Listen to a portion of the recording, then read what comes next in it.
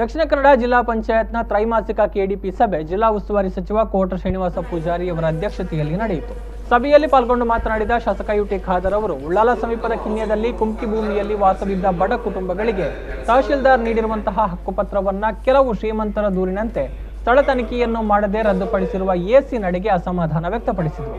ಇದಕ್ಕೆ ಪ್ರತಿಕ್ರಿಯಿಸಿದ ಸಚಿವರು ನಿವೇಶನ ರಹಿತರು ಸಲ್ಲಿಸಿದ ಅರ್ಜಿಗೆ ಸಂಬಂಧಿಸಿ ಸ್ಥಳೀಯವಾಗಿ ಲಭ್ಯ ಇರುವಂತಹ ಭೂಮಿಯಲ್ಲಿ ಯಾವುದೇ ಸಮಸ್ಯೆ ಇಲ್ಲವಾದಲ್ಲಿ ಅರ್ಹರಿಗೆ ಹಕ್ಕುಪತ್ರ ನೀಡುವಂತೆ ಅಧಿಕಾರಿಗಳಿಗೆ ಸೂಚನೆ ಕೊಟ್ಟರು. ಗ್ರಾಮಾಂತರ ಪ್ರದೇಶದಲ್ಲಿ 20,000 ಮಂದಿ ನಿವೇಶನ ರಹಿತರು ಇದ್ದಾರೆ ಅನ್ನುವಂಥದ್ದು ಸಮೀಕ್ಷೆಯಲ್ಲಿ ತಿಳಿದು ಬಂದಿದೆ.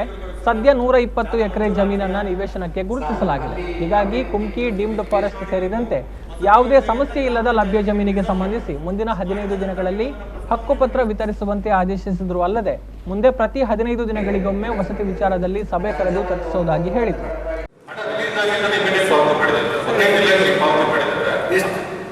ಎಷ್ಟು ಬಾಕಿ ಇದೆ? 11 ಲಕ್ಷ ಬಾಕಿ. ಯಾರು ಬರಬೇಕು?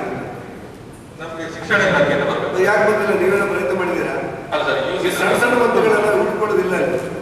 ಇಲ್ಲ, ನಾವು ಅಡ್ವಾನ್ಸ್ ಕೆಲಸ ಮುಗಿಸಿದ್ದೇವೆ ಸರ್. ಇದನ್ನ ಸ್ವಲ್ಪ ಬೇಗ ಮುಗಿಸಿದ್ರಿಂದ ರಿಲೀಸ್ ಆದಷ್ಟು ಅಮೌಂಟ್ ಅನ್ನ ರಿಲೀಸ್ ಮಾಡಿದ್ದಾರೆ. ಇದು ನೆಕ್ಸ್ಟ್ ಕ್ವಾರ್ಟರ್ ರಿಲೀಸ್ ಆಗೋ ದುಡ್ಡು ಸರ್. ಈ ಮಾರ್ಚ್ ಒಳಗಡೆ ರಿಲೀಸ್ ಅಲ್ಲಿ ಲೋಕಲ್ ಏನ್ ಬೇಕಾದಾಗಿಲ್ಲ. ನೀನು ಗಲಾಟೆ ಆಗಿದ್ರೆ ಪೊಲೀಸ್ ಇದ್ದಾರೆ, ಕ್ರಮ ತಗೊಳ್ತಾರೆ, ಎಲ್ಲವನ್ನೂ ಸರಿ ತಗೊಳ್ತಾರೆ. ಇಲ್ಲ, ನಮ್ಗೆ ಖರ್ಚು ಮಾಡ್ಲಿಕ್ಕೆ ಆಗೋದಿಲ್ಲ. ಆದ್ರೆ ಆ ಮಹಿಳೆ ವಿಧವೆ ಆಗಿದ್ದಾಳೆ, ಅವಳ ಮನೆಯನ್ನು ತೆರವು ಮಾಡಲಾಗಿದೆ, ಅವಳಿಗೆ ಬೇರೆ ಮನೆಯಲ್ಲಿ ಇದ್ದಾಳೆ, ಅವರಿಗೆ ಭದ್ರತೆ ವ್ಯವಸ್ಥೆ ಕೊಡ್ತೇವೆ ಅಂತ ನೀವು ಒಪ್ಕೊಂಡೋಗಿದ್ದೀರಿ. ತಾಲೂಕು ದಂಡಾಧಿಕಾರಿಗಳು ನೀವು ಒಪ್ಕೊಂಡೋಗಿದ್ದಾರೆ 8 ತಿಂಗಳ ಕೆಳಗೆ. ಇನ್ನೂ ಕೂಡ ಜಾಗ ಕೊಟ್ಟಿಲ್ಲ ಅಂತೇಳಿ ಏನರ್ಥ? ಈಗ ನೀವು ಒಂದು ಕೆಲಸ ಮಾಡಿ, ಇನ್ನು 15 ದಿವಸದೊಳಗೆ ಅವರಿಗೆ ಜಾಗ ಮಂಜೂರು ಮಾಡೋದನ್ನು ನೀವು ಮಾಡಬೇಕು. ತಹಶೀಲ್ದಾರ್ ಮನೆ ಗಟ್ಟಿ ಮಾಡಲಿಕ್ಕೆ ಅವ್ರ ಅಪ್ರೂವ್ ಕೊಟ್ಬಿಡಿ. 15 ದಿವಸದೊಳಗೆ.